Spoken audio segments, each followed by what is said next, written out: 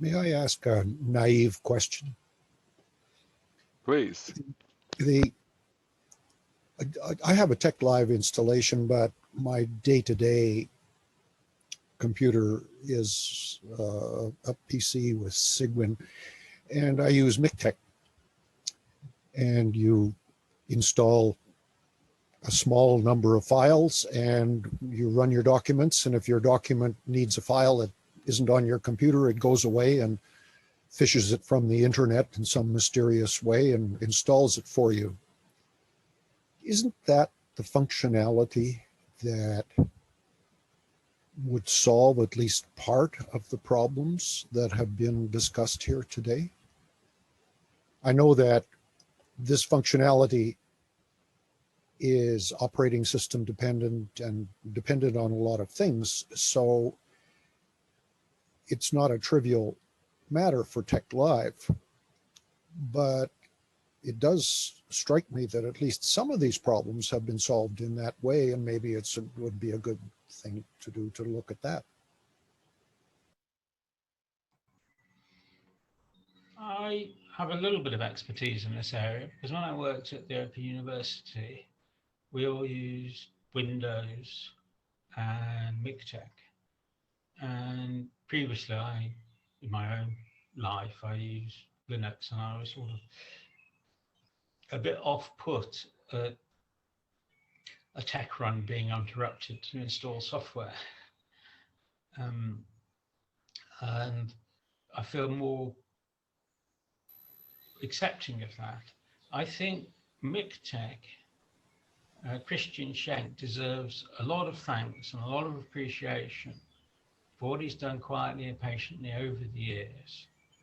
And I don't know how he manages for funding, but there seems to be something of a separation between the Windows world of MikTeX, and MikTeX really is the distribution used on Windows.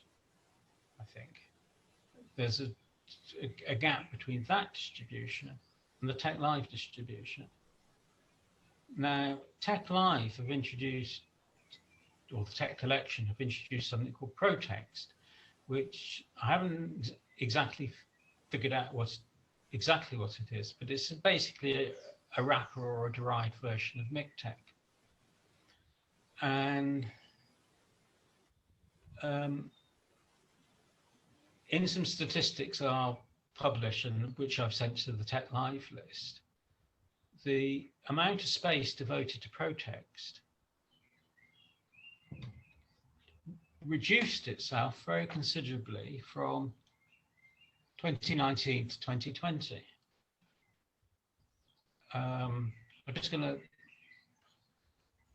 look at my numbers and I can tell you.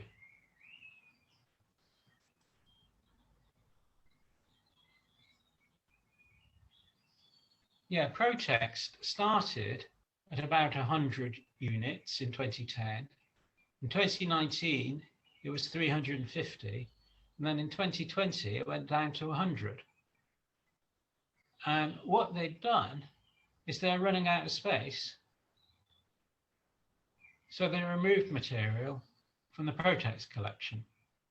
Starting with the Tech Collection 2020, Klaus Hoppner built a special smaller MikTeX tree, which is used for ProText instead of the full installation. So we've got these two systems, MikTeX and TechLive, both of which require, well, benefit in many ways from a full installation, particularly if you've got a DVD, why not do it that way? And despite what Nelson said about most of the stuff not being operating system independent, they don't share a tree of packages. Now, the question you asked about installation on the fly,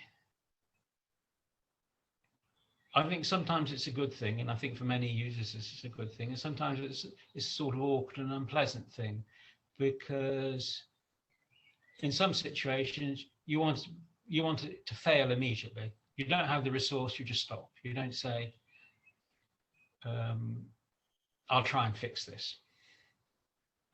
But that's a question of not right or wrong. It's a question of circumstances and judgment.